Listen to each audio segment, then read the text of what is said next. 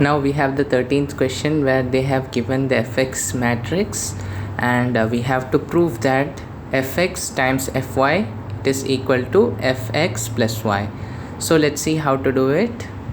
So as we were proceeding with the question, we have to prove this equation, right?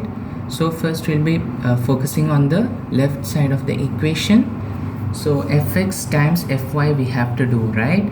So if you check here, fx it's already given in the question, so writing down the same, right? But fy it's not given, right? So how to find out fy? It's actually very simple to do. Just the same fx matrix, if you check, instead of x you have to replace it by the variable y, right? If you're having cos x, you have to replace it by cos y because it is fy, not fx, right? So the same matrix I have written it down, but instead of x we are having everything as y. So that's the only difference, and all the numbers it will be same because they are not variables, they are just constant, so nothing to do with that. So now we'll be proceeding with the multiplication. So if you check first row with first column, cos x times cos y, first part cos x cos y. Now second one with second one, minus sin x sin y, right?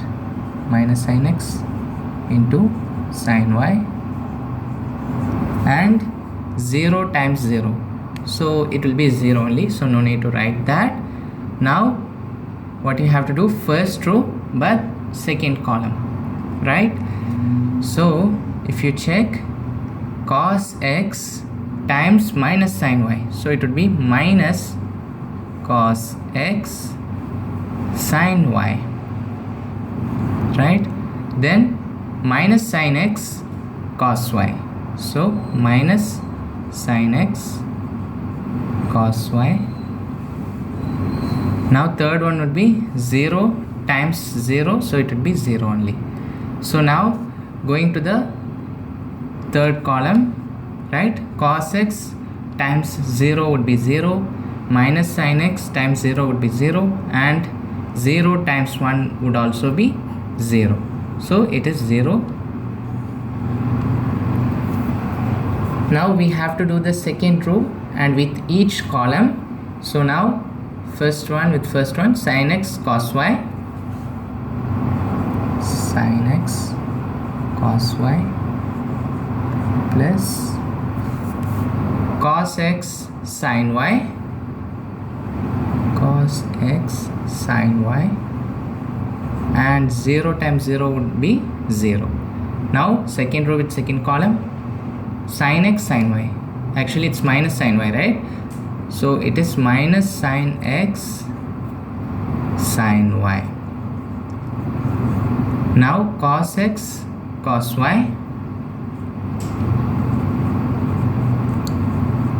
and 0 times 0 would be 0.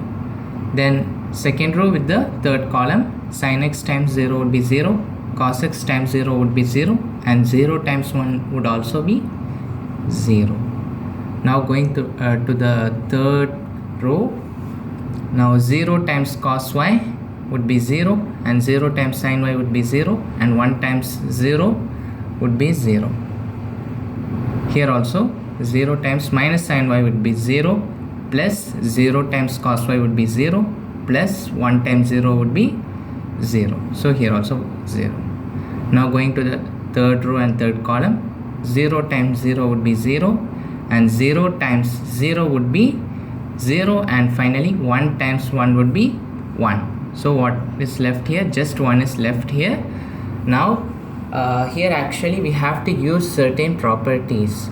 So if you check, we are having this property, sin x plus y is equal to sin x cos y, right, plus sin y cos x. And one more property we are having, trigonometric property, cos x plus y is cos x cos y minus sin x sin y, right? These two properties we would be using it here.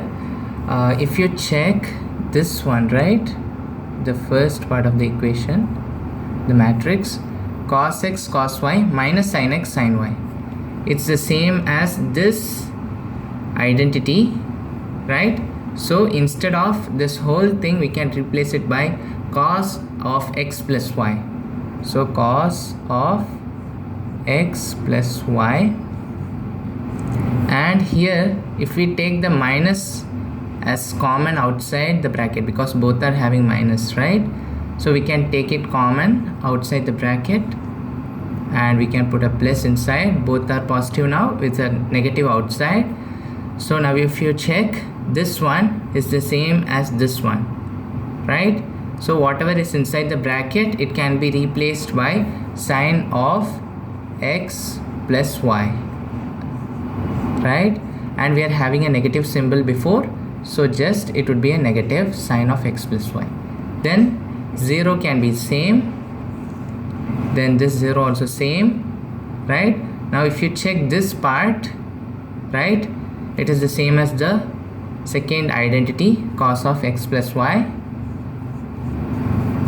Then this one, it's the same as sine of x plus y.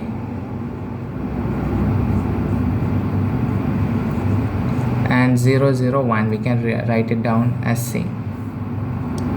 So now if you check, if you compare this matrix with the fx matrix, it will be having the same things, like same trigonometric functions, cos minus sine sine and cos, and all the other numbers are same also.